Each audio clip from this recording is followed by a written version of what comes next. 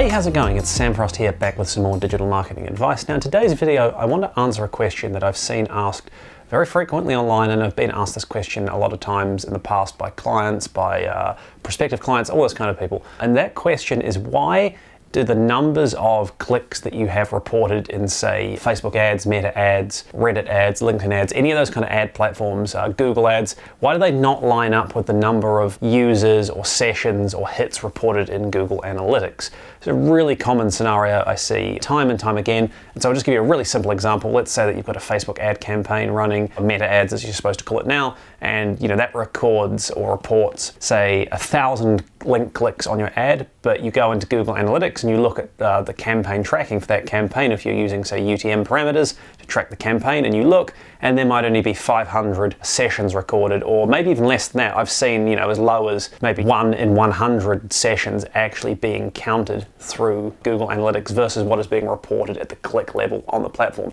So why does this happen? What should you know about it? Kind of what's the next step?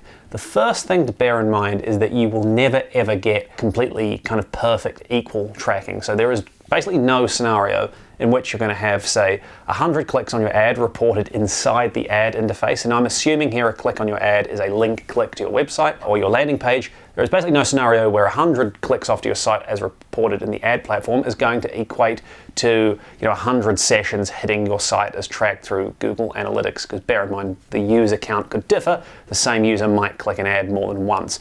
But you're just not going to get that one-for-one measurement. So you want to move past just even worrying about getting perfect equivalency as being a thing. It's never going to happen, or very, very unlikely to happen. But why does it happen? And what's kind of like an acceptable margin of difference to be looking for?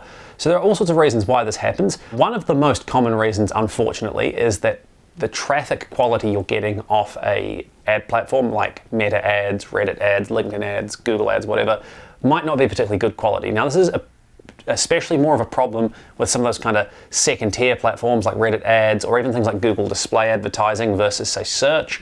There's a lot of junk traffic out there. Facebook's got problems, or has done with its audience network, for example. Same with the LinkedIn ads audience network. There's a lot of just junk, rubbish, kind of crappy traffic that often gets rolled up and kind of lumped in with better quality traffic. Lots of bot activity, click fraud, all those kind of things. If you look at, say, a Google display ad campaign, there's allowed to run with no real control as to placements and excluding mobile apps and all those kind of things. You can get, a huge number of, probably the overwhelming majority, in fact, of delivery of that campaign might be on low quality placements, low quality sites. I've just finished a review for a client, for example, who just set up a campaign, smart display campaign, let it to run for quite a long period of time, and about 75–80% of the traffic has come from what I've identified as being basically junk sites. They're made to kind of generate clicks on ads rather than actually providing any value to the visitor. It's kind of like a sort of dodgy arbitrage type model they're running. And all these sites, they show up as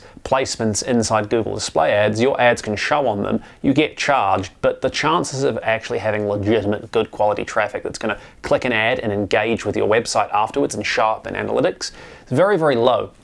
Now, that's not to say that all traffic is junk, but that's one reason for it. So whether it is actually just a bot that is clicking the ad and then taking zero action and just kind of quitting your site immediately, or it's just that they're poorly matched users who click and bounce away or close out of their browser before the site can load and the analytics code can trigger, or whatever, that's one factor that might explain why you've got 100 clicks reported in LinkedIn ads through to your site, and you've only got 25 sessions showing from that campaign inside your Google Analytics, because some of the traffic could be very, very junk indeed. And it's a huge problem, probably a growing problem, I would say, within the digital advertising space. So there's that reason.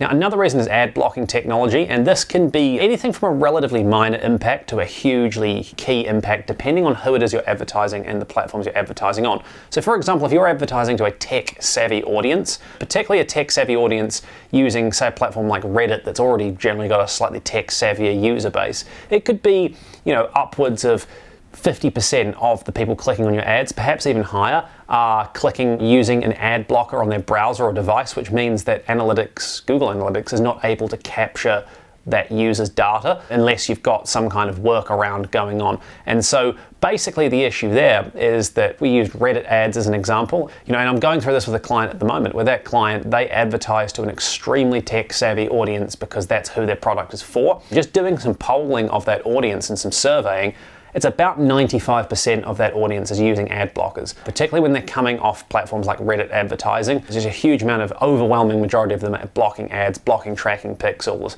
They're the kind of people who are blocking ads and blocking tracking pixels for the people who use devices in their organizations. So of course they're doing it themselves as well. What that means is that in Reddit ads, we can see a decent number of clicks, but basically no traffic at all reported in Google Analytics. And that is hard because, there's that element of, okay, we're advertising in what looks to be the right place, but we've got no indication of what that traffic is doing when it hits the site. So ad blocking technology could be a big issue for you, particularly if you're going after a more kind of tech-savvy, tech-focused audience. Perhaps if you're targeting, say, boomers with no tech skills, the kind of people who fall for Facebook copy and paste memes, it might be that, the ad blocker uptake is much, much lower and it's going to be less of an issue, but still something to bear in mind as well. And so it's really across those two key issues that you tend to get most of the problems. One, obviously, being the quality of the traffic and whether the clicks you're actually getting off your ad platforms that are being reported that you're being charged for are genuine or good enough quality to even register any engagement with your site and then kind of filter into analytics. And then also that whole ad blocking privacy tracking thing, which is only going to become more and more of a concern. There are other issues as well, just fundamental things like checking, is your Google Analytics actually set up correctly to track traffic?